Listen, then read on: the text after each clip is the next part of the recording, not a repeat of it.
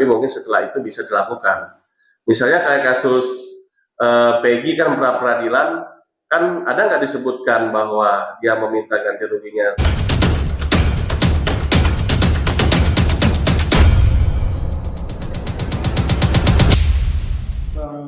Mantan terpidana kasus Vina Cirebon, Saka Tatal, mengajukan peninjauan kembali atau PK, di kasus yang menjeratnya pada tahun 2016 silam.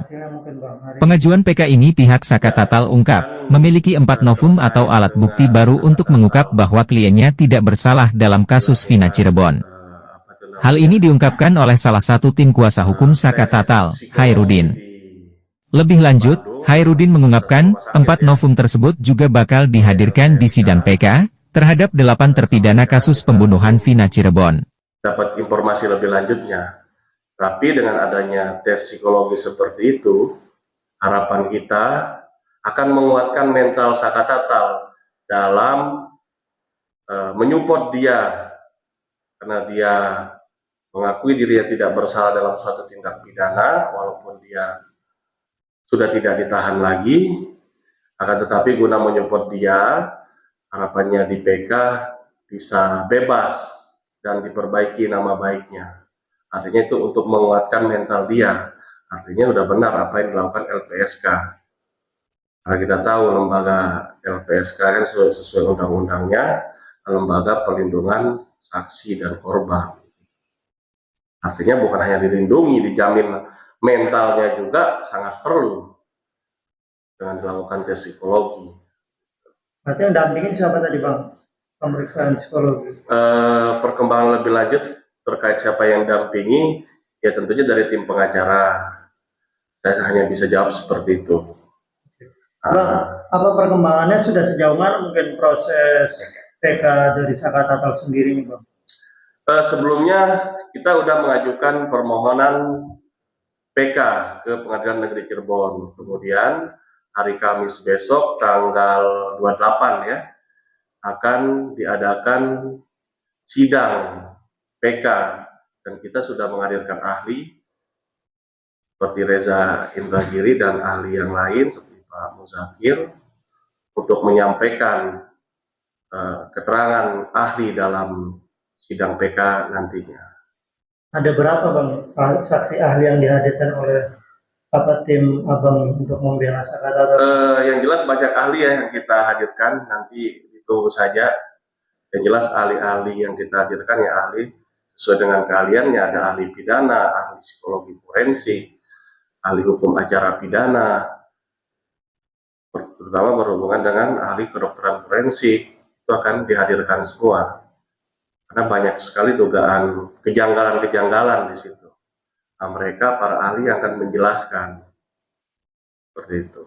Bang, berarti tadi Reza Indragiri juga masuk dalam ahli yang dihadirkan oleh tim Abang ya untuk membela Saka Tatal. Termasuk. Terus ada juga informasi bahwa ada juga para mantan petinggi kepolisian juga yang akan ikut, kayak Duaji, terus ada juga Pak Obrus Seno, mantan Wakapolri. Ya, itu benar Bang, ikut memberikan keterangannya menjadi ahlinya atau berapa?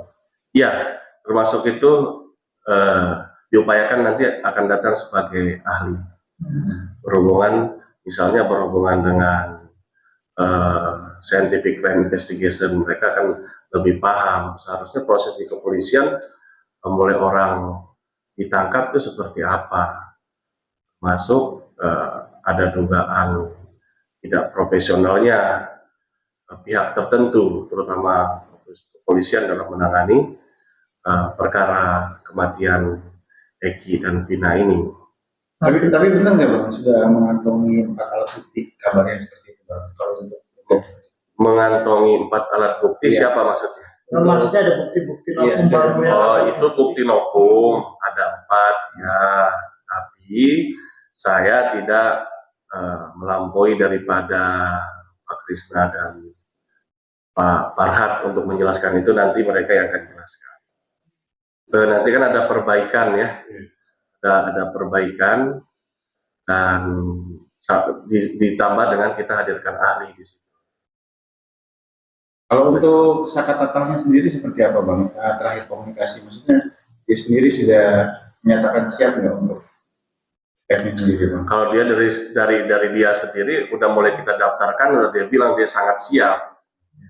Ya, dia sangat semangat ketika proses pendaftaran eh, permohonan PK sebelumnya. Bang, Abang artinya bersama tim kuasa hukum Saka Tatal optimis dengan mengajukan peninjauan kembali dan akhirnya ada menemukan novum baru nih, bukti-bukti baru. Seperti apa mungkin Abang koordinasi dengan para ahli-ahli hukum, terus ahli apa itu pidana juga. Ya, Terus, sangat optimis dengan bukti novum yang ada, atau mungkin nanti bisa kita tambahkan bukti novumnya agar menjadi terang terkait dugaan adanya rekayasa dalam tindak pidana pembunuhan Eki dan Vina. komunikasi dengan para ahli-ahli tersebut ini artinya kan bukan orang-orang yang berkompeten dan sering juga memberikan keterangan di publik juga ini. Iya, di media. Seperti apa Bang komunikasi dengan mereka akhirnya makin optimis tadi Bang? Iya, kalau untuk pertanyaan itu kami tidak bisa sampaikan dulu di pertanyaan yang lain saja. Tapi mereka meyakinkan, menguatkan tim Abang. Sudah pasti, artinya mereka yang paling utama itu demi tujuan kemanusiaan, pasti mereka akan lakukan itu. Karena secara pembiayaan untuk ahli-ahli yang profesional pasti nilainya tinggi. Tapi ini karena ahlinya mereka berpikir untuk kepentingan kemanusiaan, ya mereka mungkin secara sukarela ataupun dengan biaya terbatas mereka siap agar terbuka perkara ini seperti apa. Artinya ahli yang berkompeten dan biasa dibayar mahal ini mereka dengan sendirinya supaya membantu Saka Tatal Bang. Ya seperti yang saya sampaikan tadi, dalam arti misalkan adapun biaya, tapi nggak menjadi suatu pembicaraan utama. Yang penting mereka bisa membantu akan membuat terang perkara ini dengan kejanggalan-kejanggalan yang saya sampaikan tadi. Bang, salah satu tujuan PK ini kan memulihkan nama baik ya Bang ya.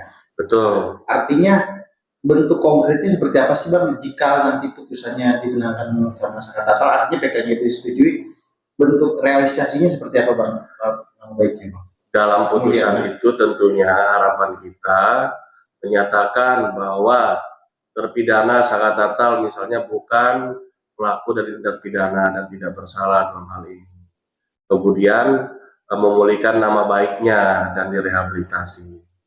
Tapi yang Abang tanyakan konkretnya, maksudnya misalnya minta denda sekian-sekian, ya, sebenarnya itu bisa langsung diajukan dan bisa juga setelah ada putusan yang menyatakan Saka Tatal tidak bersalah gitu. Ini kan ini ada bentuk apa namanya kerugian materi juga ya Bang, kan ada seperti juga Bang. Ya itu bisa, memang kita nggak akan ke ranah situ ya untuk harapan kita dulu, tapi mungkin setelah itu bisa dilakukan. Misalnya kayak kasus Peggy kan pra peradilan kan ada nggak disebutkan bahwa dia meminta ganti ruginya berapa-berapa, tapi nanti itu bisa diajukan karena kerugian immaterial terutama ya yang nggak bisa ternilai, material dan immaterial dua-duanya nggak bisa ternilai.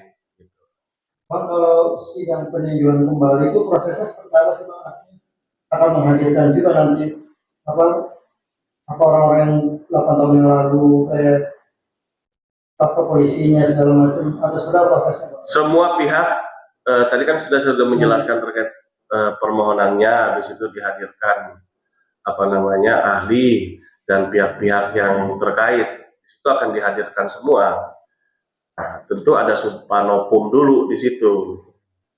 Nah, di situ majelis akan musyawarah kan untuk memutus terkait perkara Saka Tatal ini, karena berkasnya itu akan disampaikan ke Mahkamah Agung, karena yang menyidangkan nanti itu Hakim Agung, tapi melalui Pengadilan Negeri Cirebon.